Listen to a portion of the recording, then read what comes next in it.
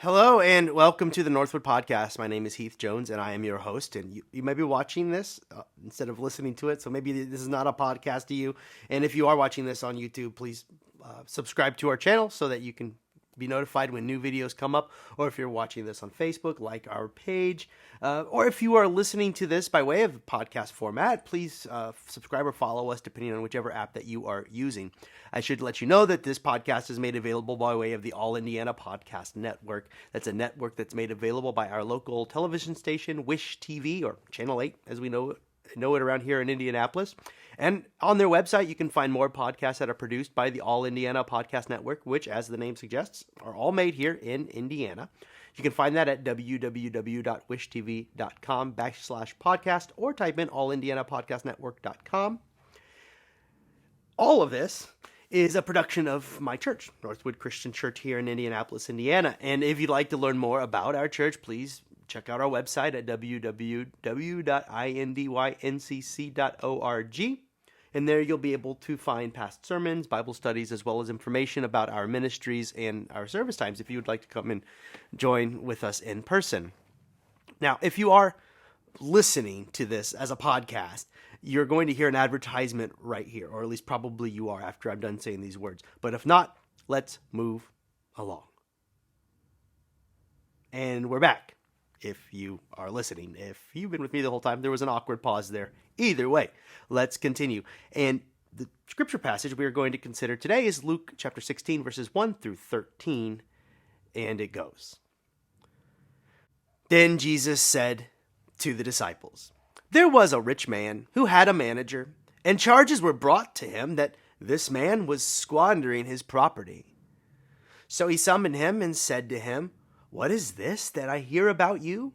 Give me an accounting of your management, because you cannot be my manager any longer.' Then the manager said to himself, 'What will I do now that my master is taking the position away from me? I'm not strong enough to dig, and I'm ashamed to beg. I have decided what to do, so that when I am dismissed as manager, people may welcome me into their homes.' So, summoning his master's debtors one by one, he asked the first, 'How much do you owe my master?' He answered, 100 jugs of oil. He said to him, 'Take your bill, sit down quickly, and make it 50. Then he asked another, 'And how much do you owe?' He replied, 100 containers of wheat. He said to him, 'Take your bill, and make it 80. And his master commended the dishonest manager because he had acted shrewdly. For the children of this age are more shrewd in dealing with their own generation than are the children of light. And I tell you, make friends for yourselves by means of dishonest wealth, so that when it is gone, they may welcome you into the eternal homes. Whoever is faithful in a very little is faithful also in much, and whoever is dishonest in a very little is dishonest also in much.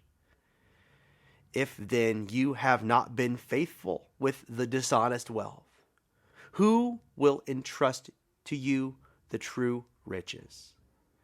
And if you have not been faithful with what belongs to another, who will give you what is your own? No slave can serve two masters, for a slave will either hate the one and love the other, or be devoted to the one and despise the other. You cannot serve God and wealth." The Pharisees, who were lovers of money, heard all this, and they ridiculed him. So he said to them, "You are those who justify yourselves in the sight of others, but God knows your hearts. For what is prized by humans is an abomination in the sight of God." Long passage, I know. If you dozed out, we'll get to some of the stuff that was contained therein here in a moment. But if you were paying attention, I trust that you were, you may be thinking to yourself, what's going on here? If you are confused about this parable and the sayings that follow it, then you are in company with just about everybody else. I don't think that there was a commentary or a reflection that I read this week about this passage that did not begin by admitting or trying to clear the air and signal into what we've all just discovered, which is that this is one of the most difficult parables that Jesus ever told. It's difficult to discern the overall point, and once the points start to come into focus, some of these things that Jesus seems to be suggesting is troubling. This idea that a dishonest manager is lauded and applauded and told good job by the one that he works for. But then you have this line, no one can serve both God and money. I get that. That seems like more Jesus-y kind of saying. It seems like what we're used to when Jesus is making a point. But what's with this dishonest manager, and why did his boss commend him for acting that way? And what did Jesus mean by saying that the children of his generation were more shrewd than the quote-unquote children of light that were actually the followers of Jesus, those children of light? And Jesus says they're not as cunning as those who deal dishonestly. My disciples. Is he insulting his disciples, saying you're not quite as smart as those who are the crooks? And perhaps the most troubling of all is verse 9, which reads, and I tell you, make friends for yourselves by means of dishonest wealth. And the word used there, same word translated as mammon, unrighteous wealth. This is wealth that's gained unfairly by breaking the rules. So this is all very troubling. Not to mention the fact that those who behave in this way are told that they will inherit these eternal homes. More on that in a second too. And it should not surprise you that televangelists and prosperity gospel preachers have used this verse to legitimate their own corrupt partnerships with people who line their own pockets. They point to verses like these or this parable and say, see, it's scriptural. Jesus told us to make friends with shrewd dealers. So all this to repeat, what on earth is going on here? And just who's supposed to be the God character in the story? Because that's usually the way it works. It's usually what makes these parables so accessible and easy to understand. Jesus tells a story. Someone in the story is a stand-in for God. You figure out who that person is, and then you try to emulate the behavior suggested by the parable, or even emulate the God character in the parable. Or if you can't emulate it, at least you have a better understanding of who God is. At least, yeah, that's the way it's supposed to work. Classic example, story of the prodigal son. God's the forgiving father. Or the parable of the woman who loses the coin. God's the woman who searches for the coin. The coin is you or me. Fairly simple. But this one here is confusing. And many have tried to envision the master in this parable as the God figure. And the manager as the would-be disciple, as you or me. So let's try that on for a moment. And I think we'll all discover together what we already know, why this is such an unsettling idea. Wouldn't it be strange behavior for God to commend someone who is behaving deceptively? Are we not supposed to lie? Isn't that one of the 10 commandments, not to lie? And not just deceptively, but deceptively to get himself off the hook. So it's self-preservation as the underlying motive.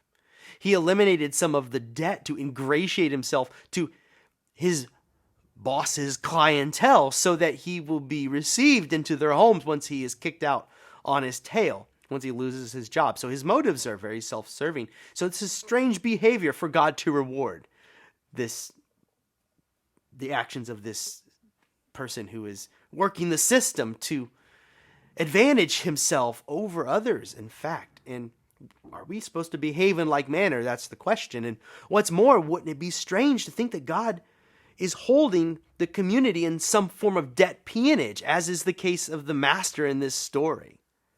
How does all of this square with the final verses, verse 13, which seemed very familiar, very comfortable coming from the mouth of Jesus, which warns us that we cannot serve both God and mammon, that is money that is earned in a dishonest or immoral way. Can't serve both God and that at the same time. So again, the parable with what comes follows, all very confusing until something finally clicked for me. I was reading a commentary on the passage written by biblical scholar Clark Williamson, a professor of the New Testament. May he rest in peace. And he suggested in so many words that the problem is that we assume from the onset that one of the characters in the parable is in fact supposed to model God's behavior. How if this parable does not describe the way the world ought to be, but how the world currently is? How if what follows in the parable is not advice, but rather analysis? You know, the line about not serving God and money both. And then when you begin to consider it through this lens, things begin to make sense. So work with me here. The master in the story is making loans with people in the community, loans that they probably cannot pay. In fact, they can't pay. We find out in the story. They can't make good on their loans. So he is not behaving like a God metaphor. He is behaving like a person who lends and expects to reap a profit. That's it. He is behaving like a businessman. And in this sense, he is not unique. And this was a major problem in Jesus' day. And I'm glad that this is no longer the case. Wink, wink. And we don't know if the man making the loans is a Jew or a Gentile, but if he were a Jew, then this would be a violation of the sacred scriptures that were very clear that lending with interest is forbidden. And here's a man lending with interest, considered sinful in the Hebrew Bible. The same Bible that Jesus read, same Bible they would have all known there. So the hearers of the story would be reminded of the plight of many communities that surrounded them, probably their own community, who were held under debt that they could not get out of, debt that was forbidden by their holy text, and yet the people around them continued to do that. And again, this should all sound so familiar. And then there's the manager. He's the middleman in the story. He's the debt collector, amongst other things. He's a cog in the wheel. He's part of the system, makes it work, part of the corrupt system, I should add. And the master calls him into the office and says, I've been going over the books, and I've concluded that you have been doing a very poor job. In fact, the text reads that the manager squandered his boss's resources. And this word squandered is the same word used to describe how the prodigal son treated his father's wealth that he had inherited. He just blows through it or loses it. We don't know the nature of his incompetence, or if it was indeed incompetence, maybe the manager wasn't doing a good enough job collecting. I don't know. But what we know is that the manager will soon be out of a job. The boss is not happy, and the boss says in so many words, give me those books, and I'll take a look over them, and we'll talk later. And the manager is afraid. And of course he is. When your job is on the line, come on. And so the man says, I'm too weak to dig holes. Manual labor is something I'm not cut out for, and I have too much pride to beg. I'm thinking of people who maybe lose their job midway through life and don't really know where to begin. So he hatches a plan. And what he does is, you read it, he reduces the debt of his master. He says 100 barrels of oil, let's make it 50. And he's, you get the idea. He's being very sneaky. Quickly, he says, the text says quickly. 100 containers of wheat, let me see the bill, let's make it 80. And there you go. And he's doing this because he's thinking that, when I'm out of my job, the neighbors will finally they'll be friendly to me. The people who I've been working to exploit, I've burned that bridge maybe, but now I've repaired the bridge. And when I'm out on my tail, I can find some comfort in their homes. Then the master finds out, and you think he's going to be angry after going over the books, but he's not. In fact, he praises the man for his shrewdness. He congratulates him for his dishonesty. He doesn't fire him. And he keeps him on the payroll, and then the story concludes. Now, here's the important point to get through our heads. The parable describes not the realm of God, but the world as it is. Not the world as it should be, but the world as it is in all of its mess. And Jesus says to this, the children of this generation behave shrewdly. Not so with the children of light.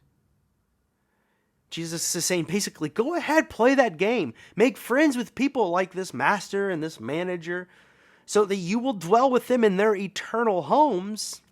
What kind of homes are those? When you read eternal homes, you should not, given the context, read eternal life or heaven or all of those things with the positive connotations. The Greek word here translated as eternal comes from the same Greek word that in other instances come before words like fire, so like eternal fire. Or it might come from before a word like life, everlasting life, as it's used in more positive settings where it's describing something good that will be the outcome. But then other times it comes before words like everlasting punishment. Or one time in the Gospel of Mark, we read this same word here translated as eternal, coming before the word damnation. So you get the idea. It doesn't necessarily mean something positive. And when we put it back in the context of this world that the parable lives in, it's certainly not a positive thing. So when Jesus says that we should make friends with dishonest wealth so that when it's gone, we can share in their eternal homes, what sort of home do you think he has in mind? A house built on greed and corruption and deceit? So when this warning is considered in its context, it actually sobers the mind to consider the possibilities. And I will point out that the very next story Jesus tells, to the same audience, by the way, same conversation, is the story of the rich man and the poor man Lazarus. And in that story, the rich man is driven by greed and he dies, and his eternal home was, well, not pleasant, and more on that next week. Let's just say it wasn't very comfortable. His greed led him to a place of agony. Places of agony. Those are the kinds of homes, places, spaces, the ways that we read about in this parable create. So if you read verse 9 again in that light, it may come across as different. In fact, I'm going to add my own flourish. So here goes. Verse 9 with my flourish. Go ahead. Make friends for yourselves by means of dishonest wealth, so that when it is gone, and it will be gone someday, they may welcome you into their homes. And by the way, those so-called eternal homes are homes greedily built by unjust means. These are not happy homes. So now it should be, I hope, all starting to make sense. Jesus is warning us away from living lives driven by a love of money. That's why what comes in verses 13 and 14 is all about love of money and contrasting it with the ways of God. The people operating in an unjust economy will act shrewdly, true enough, and you can play that game, but in the end it will cost you.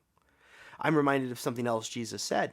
What will it profit someone if that person gains the whole world, gets themselves on the cover of Fortune magazine, but loses one's self? And you can read that verse in Luke chapter 9, verse 25. That's the way Luke puts it in his gospel, that we might gain a whole lot, but lose ourselves in the rat race. I once spoke with a friend who had been a debt collector, similar to the job described in this parable. And it was her job to collect debt owed by people who lived in low-income apartments, in a low-income apartment complex. And she saw herself as the manager in this story. We talked about it. I told her what I was going to preach on, and she saw herself in that character.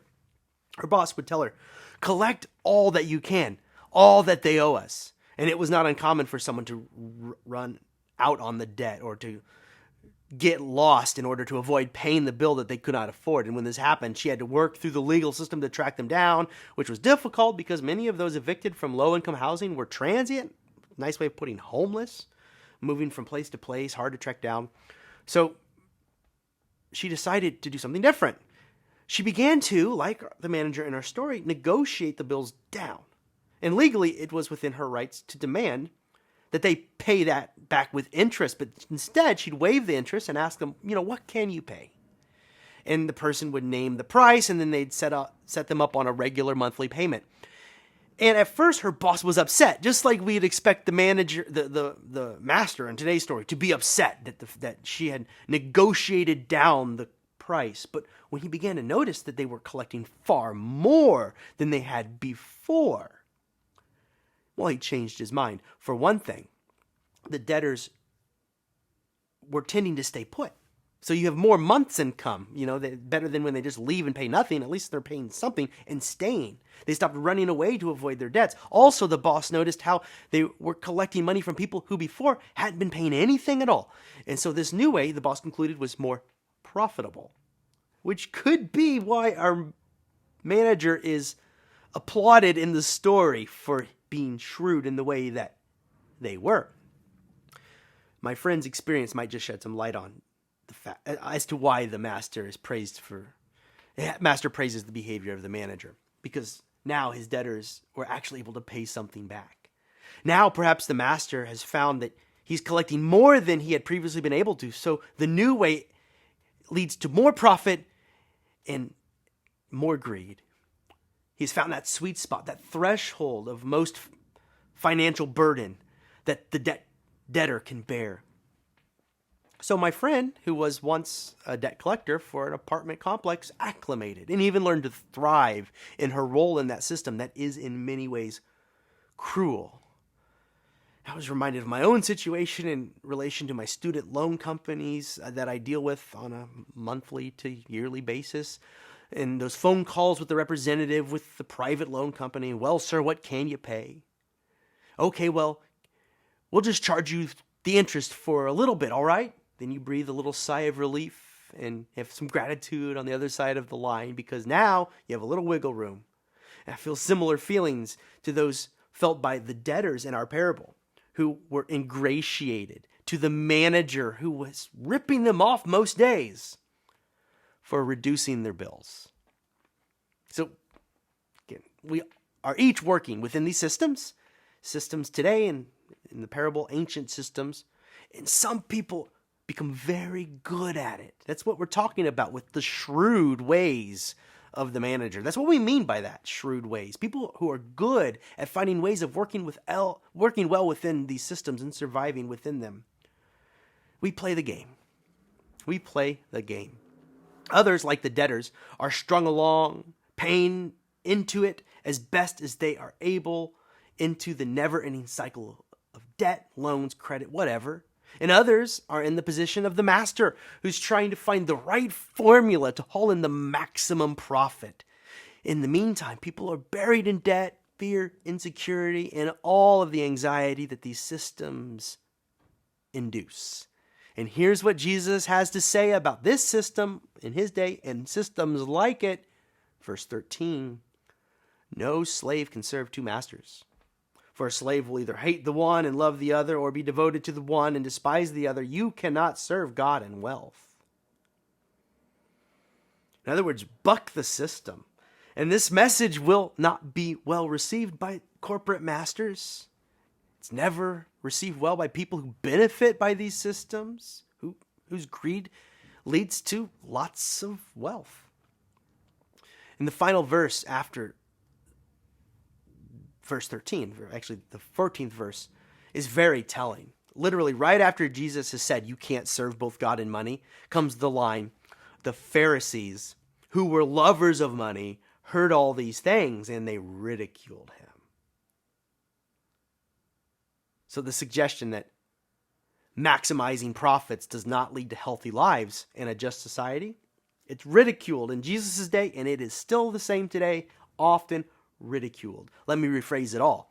Jesus' condemnation of greed and the pursuit of wealth is often ridiculed. Some have even called greed good. All this to say, Jesus responds, you are those who justify yourselves in the sight of others. But God knows your hearts, for what is prized by humans is an abomination in the sight of God. So it seemed smart, wise, shrewd, intelligent, worthwhile to the leaders of his day. It was called abomination by Jesus. It's no wonder that this approach to wealth and possessions has been ridiculed by countless peoples through the centuries. This sort of approach to wealth is so counterintuitive. Jesus' approach is so counterintuitive, at least to cultures like ours. But our ways are not God's ways. And our greed is an abomination in the sight of God. So, children of light, do not acclimate to this consumer culture, one that slaps a price tag on nearly everything and everyone, from water to air to cheap commodities. The gospel of Jesus in any age may seem foolish by the collective wisdom and assumptions of the time, but if we believe that the way of Jesus leads to our salvation, we are going to have to. We're going to have to learn to live into his words. So long as we play the game and our collective love of money dictates our decisions, we will be caught in the same bind the manager in our parable found himself in If you are shrewd, you may well find your way in this mess, get a promotion even, but that way will corrupt your heart. Or at the very least, leave you jaded and cynical, as many of my friends have become. So long as we share a collective assumption that we will consume more this year than we did last year, and next year more than we consumed this year, and this is the way we measure the health of our communities, we will continue to serve the wrong master. So maybe to turn and follow Jesus in the year 2022 means that we reject our culture's love and pursuit of wealth. Maybe our being disciples means that we no longer measure the health of a nation by how much money we make, or how productive we've been together, or how much junk we've produced for resale, but by the way we've cared for the poor among us, the marginalized and the most vulnerable. Seems like several of the Hebrew prophets said something remarkably similar. One in particular. Oh yeah. His name was Jesus, and we call ourselves his disciples. We just read the parable that he told to make the point. So, children of light, it's time for us to change our minds and our ways and then follow him. Children of light, it is time to follow the gospel.